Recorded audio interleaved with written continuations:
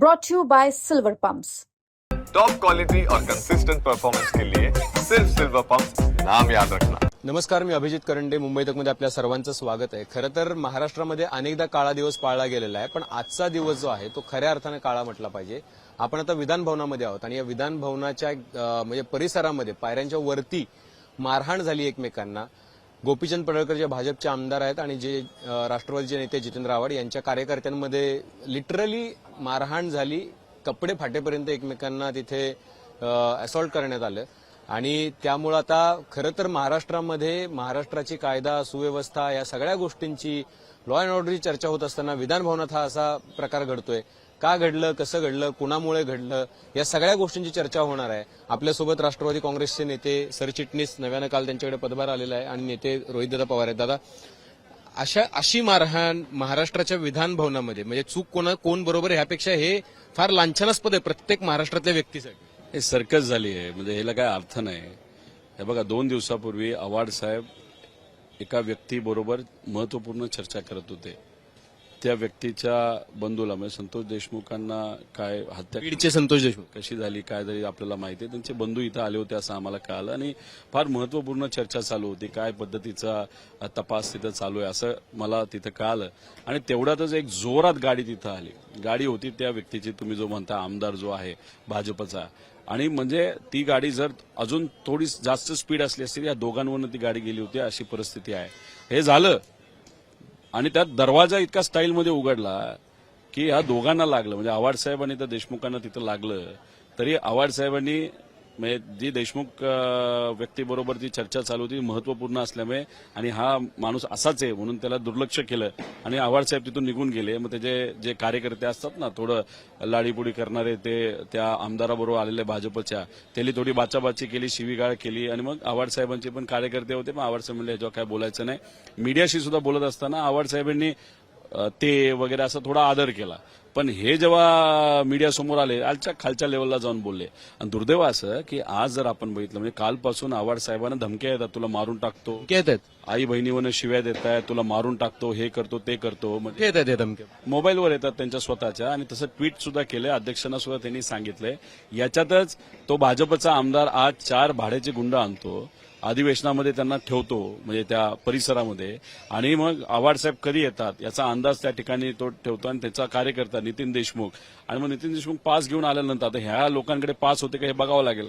आत आल्यानंतर आव्हाड साहेबांवर हल्ला करण्याच्या हेतूतून हे लोक आणलेली असतात। आव्हाड साहेब अधिवेशनामध्ये आत बसल्यामुळे बाहेर ते काही दिसले नाहीत, म्हणून त्या नितीन देशमुख जेव्हा सापडला तेव्हा खुणवलं गेलं की हा नितीन देशमुख, आणि मग तिथं त्या म्हणजे ही जी काय गुंडाशाही आहे, ही दडपशाही मारला गेला असं तुमचा आरोप। 100% तुम्ही व्हिडिओ बघा, आम्ही तेच म्हणतोय, व्हिडिओ बघा आणि काय शहानिशा करायची करा, पण आव्हाड साहेबांना मेसेज येणं, तुला मारून टाकतो, आई बहिणीवरनं शिव्या देणं, आणि आव्हाड साहेबांना मेसेज आल्यानंतर आव्हाड साहेबांच्या जवळ असणारा एक कार्यकर्ता जो आव्हाड साहेबांच्या बरोबर असतो त्याला तिथं मारहाण होते। म्हणजे हा घात त्या ठिकाणी कुठेतरी आव्हाड साहेबांवरच होणार होता। फक्त नितीन देशमुख तिथं असल्यामुळे फार कपडे वगैरे त्याचे फाडले, आव्हाड साहेब त्यातून वाचले। त्यामुळे आव्हाड साहेबांचं आमचं सगळ्यांचं मत आहे, अहो हे पवित्र ठिकाणी इथं तुम्ही मारामारी करता, गुंडाशाही करता, एका आमदाराला मारण्यासाठी काही गुंड तुम्ही घेऊन येता, हे अतिशय चुकीचं आहे। आणि अशी परिस्थिती विधिमंडळात होत असेल तर लोक म्हणतील अरे मग रस्त्यावर आम्ही गरीबाली काय करायचंय। मग तिथं त्या मुंडे परिवाराला न्याय मिळेना, तिथं देशमुख परिवाराला न्याय मिळाला, सूर्यवंशी परिवाराला न्याय मिळेना, असे अनेक आहेत। म्हणजे दिवसाला 100 पेक्षा जास्त महिलांवर, लहान मुलींवर अत्याचार होतात। या बाबतीत या सरकार तर काय लक्ष देणार, आणि इथं तर विधिमंडळामध्ये आमदारांना मारलं जातं। मग आता मेसेज काय गेला अख्ख्या महाराष्ट्रामध्ये, बिहारपेक्षा वाईट परिस्थिती या महाराष्ट्राची झाली असं आपल्याला म्हणावं लागेल। मला असं वाटतं का की त्या आमदारांना मारायला आलं असं तुम्ही म्हणताय, पण ज्या पद्धतीचं भांडण 2 दिवसांपूर्वी झालं होतं तर त्याच्यावरून असं दिसतं की ते नितीन देशमुख आणि कार्यकर्ते, त्या कार्यकर्त्यांचा किंवा गोपीचंद पडळकरांचा राग हा नितीन देशमुख यांच्यावरती वैयक्तिक होता।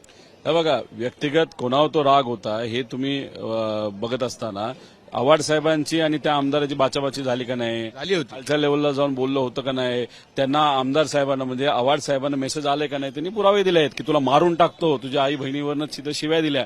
आता मग हा मेसेज येणं आणि आजच ते 4-5 गुंड येणं आणि त्या विधिमंडळामध्ये मारहाण होणं, त्यात आव्हाड साहेब तिथं असणं, आणि मग ह्याच्यावरून तुम्ही समजून घ्या की फक्त एक व्यक्ती टार्गेट नाही, 2 व्यक्ती टार्गेट होते, त्यात आव्हाड साहेब फक्त वाचले असं आपल्याला म्हणावं लागेल। तुम्हाला असं वाटतं का की त्याची पार्श्वभूमी जो एक व्हिडिओ होता की इथून गोपीचंद पडळकर जात असताना आव्हाड साहेबांनी मंगळसूत्र चोराचा असं म्हणून घोषणा दिल्या होत्या आणि त्या घोषणांमुळे गोपीचंद पडळकर दुखावले होते आणि त्यामुळे त्यानंतर हे सगळं नंतरचं घडलं. म्हणजे क्रोनॉलॉजी बघितलं तर आधी आव्हाड साहेबांच्या घोषणा, त्याच्यानंतर त्यांनी गाडीचं दार उघडून त्यांना थोडीशी इजा करण्याचा प्रयत्न आणि मग नंतर ही मारहाण. कुणी असा बोर्ड लावलाय का की मंगळसूत्र चोर म्हणजे पडळकर असं लिहिलंय का? फक्त मंगळसूत्र चोर, मग वाईट वाटायचं काय कारण आहे? याच्या आधी अशा टिप्पण्या खूप झाल्यात. म्हणजे अगदी आदित्य ठाकरेंवर झालेल्या आहेत, उद्धव ठाकरेंवर झालेल्या आहेत. या महाराष्ट्राच्या विधानसभेमध्ये अगदी देवेंद्र फडणवीसांवरती त्यांच्या काय बॉडी शेमिंग झालेलं आहे, इथे टिप्पणी झाली. पण अशा पद्धतीची मारहाण, त्याचा सूड घेणं कधी घडलं नव्हतं. हे काय नवीन? हे अहंकार आहे. मी एका मोठ्या नेत्याच्या जवळ आहे, मी होम मिनिस्टरच्या जवळ आहे, माझं कुणी काय वाकडं करू शकत नाही आणि माझ्या कार्यकर्त्याला सुद्धा कुणी हात लावू शकत नाही, अशी जी भावना काही नेत्यांची झाली. काल 2 आमदार भाजपचे कशा पद्धतीने एका अधिकाऱ्याशी बोलत होते, तो व्हिडिओ तुम्ही बघा, ऑडिओ ऐकला असेल.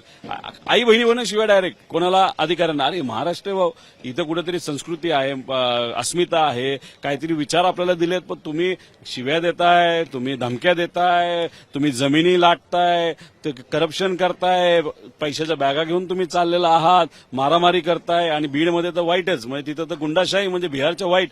म्हणजे कोण वाकडात बोलला, जमीन नाही दिली तर त्याला मारून टाकायचं, डायरेक्ट त्या चिमणीमध्ये टाकायचं, त्या कारखान्यामध्ये, आणि गुडूप विषय संपला. अशी परिस्थिती आहे आज महाराष्ट्राची, अतिशय वाईट. आणि हे आकडे वाढत आहेत. म्हणजे 2021ला कायदा व सुव्यवस्था आपण बघितलं, खास करून लहान मुलींच्या बद्दलचे अत्याचार बघितले तर त्याच्यावरती यायचंय. पण तुम्हाला असं तुम्हाला म्हणजे तुमचं काय याच्याबद्दलचं मत आहे की गोपीचंद पडळकरांना महाराष्ट्र बघतोय, जसं एका प्रकारे ठाकरेंवरती राणे कुटुंब टीका करत असतं, तसं पवार कुटुंबावरती सुद्धा गोपीचंद पडळकर सातत्याने टीका करतात. तुमच्यावरती टीका करतात, तुमच्या आत्या सुप्रिया सुळेंवरती, तुमचे काका अजित पवारांवरती, तुमचे आजोबा शरद पवारांवरती, अत्यंत खालच्या, अगदी परवा गेल्या आठवड्यामागेच त्यांनी अजित पवारांवर टीका केलेली आहे. हे सगळं का होतंय? तुम्हाला काय वाटतं की हे कशामुळे घडतंय? देवेंद्र फडणवीस साहेब अतिशय हुशार व्यक्तिमत्व आहेत. ते असं कधी कुठं काय बोलत नाहीत, टिप्पणी करत नाहीत. त्यांनी त्यांच्या अवतीभोवती असे काही नेते ठेवलेले आहेत, छोटे नेते आहेत. त्यांचं काम एवढं भुंकायचं, राजकीय दृष्टिकोनातून भुंकत राहायचं. मग आता समजा पवार साहेबांवर बोलायचं, मग त्या पडळकरांना म्हणायचं तुम्ही आता बोला, मग दुसरा कोणतरी एक व्यक्ती आणायचा, त्याला तिथं म्हणायचं तू बोल, आणि मग कुठेतरी जातीय तेढ निर्माण करायचं असेल, मग कुठेतरी एक असा ओबीसी समाजाचा कार्यकर्ता आणायचा, अतिशय खालच्या लेवलला जाऊन तिथं बोलायचं. हे कोणाला आवडत नाही. पण काय केलंय देवेंद्र फडणवीस साहेबांनी, असे काही लोक जवळ ठेवलेत, ते कुठेतरी त्या ठिकाणी बोलत राहतात. त्यांचं कामच तेवढे, आणि ते बोलत राहिलेत, आणि ते सुद्धा खालच्या लेवलला जाऊन बोलले, म्हणून त्यांना पदं मिळाली. आमचं एवढंच मत आहे की देवेंद्र फडणवीस साहेब त्यांचे नेते आहेत, मुख्यमंत्री आहेत, मोठे नेते आहेत, उद्या जाऊन पंतप्रधान त्यांना त्या ठिकाणी व्हायचे. अशात तुम्ही तुमच्या साध्या कार्यकर्त्याला, या आमदाराला कान टोचू शकत नाही. अरे गप बस, असं बोललं नाही पाहिजे, तेवढी हिंमत नाही.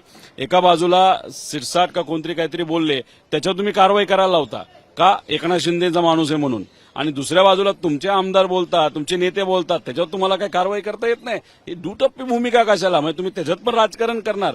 मग महाराष्ट्र, सुसंस्कृत महाराष्ट्राचे तुम्ही मुख्यमंत्री असाल, ते हे जे काही लोक ठेवलेत ना राजकीय पद्धतीने भुंकायला, त्यांच्यावर तुम्ही आवर घातला पाहिजे. मुख्यमंत्री असं का करतील? मुख्यमंत्री, तुमचा हा गंभीर आरोप आहे की मुख्यमंत्री सांगतात म्हणून हे शिवीगाळ करतात, मारहाण करतात. हा गंभीर आरोप आहे. तर गंभीर आरोप नाही करणार. आता बघ, ठीक आहे, त्यांनी नाही सांगितलं आणि ते बोलून गेले, मग तुमचा अधिकार आहे ना की सांगायचा हे बोलू नको. बोललेत का आजपर्यंत कधी?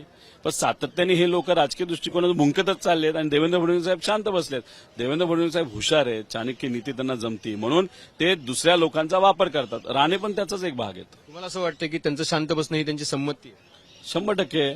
आपण आपल्या घरामध्ये एखादा लहान मुलगा जर चुकीच्या पद्धतीने वागला नाही तर बोलला, आपण तिथल्या तिथं बोलतो, हे असं बोलायचं नव्हतं, मोठ्यांशी नीट वागायचं असतं, बोलायचं असतं. हे लहान मुलांना सांगतो का नाही? इथं मोठी 40-40, 50-50, 60-60 वर्षाची माणसं झाली, त्यांना तुम्ही कंट्रोल करता येत नाही का देवेंद्र फडणवीस साहेबांना? आता पुढचं पाऊल काय असणार आहे? म्हणजे जे घडायची घटना तर घडून गेली, सगळं सीसीटीव्हीमध्ये, मीडियाच्या कॅमेऱ्यामध्ये आलं, मारहाण झाली, ते लोक आले विधान भवनामध्ये, त्यांनी ते कृत्य केलं, ते गेले. आता पुढे काय? तुम्ही काय मागणी करणार आहे? तुम्ही भेटलात का विधानसभेच्या अध्यक्षांना, मुख्यमंत्र्यांना?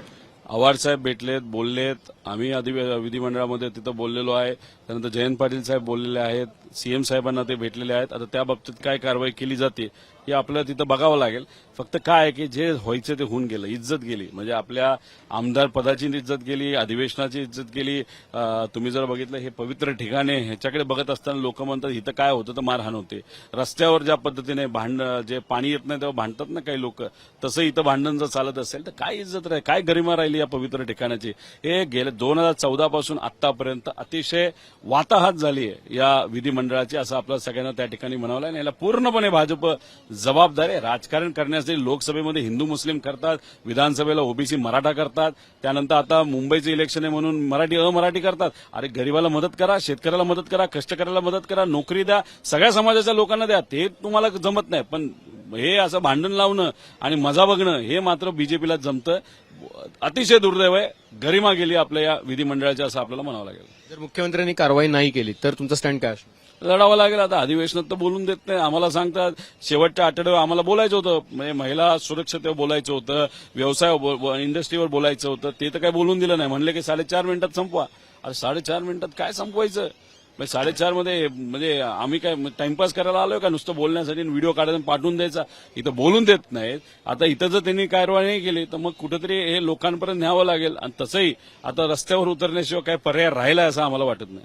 आता जो संघर्ष इथं झाला तो रस्त्यावर बघायला मिळणार नाही असं तरी कमीत कमी आशा करूयात का? कारण ज्या पद्धतीची मारहाण इथं झाली हीच जर अशा पद्धतीने कार्यकर्ते रस्त्यावर भिडायला लागले तर कायदा सुव्यवस्थेचा मोठा प्रश्न निर्माण होईल. उद्या जाऊन आव्हाड साहेबांच्या नाही तर कुठल्याही नेत्याच्या गाडीवर जर दगडफेक झाली, मारहाण तिथं झाली, आसपासच्या कार्यकर्त्यांवर त्या ठिकाणी मारहाण झाली, काही उद्या झालं तर त्याला पूर्णपणे सरकार जबाबदार आहे. आणि त्या अनुषंगाने सरकारला जे काय करायचंय, नितीन देशमुखला सुद्धा जर उद्या काय कोणी हात लावला आणि त्याचा घात त्या ठिकाणी झाला, घात म्हणजे दुर्दैव, मी वेगळं बोलत नाही, पण मारामारी त्या ठिकाणी झाली, त्याला लागलं, त्याला पण सरकार या ठिकाणी जबाबदार आहे.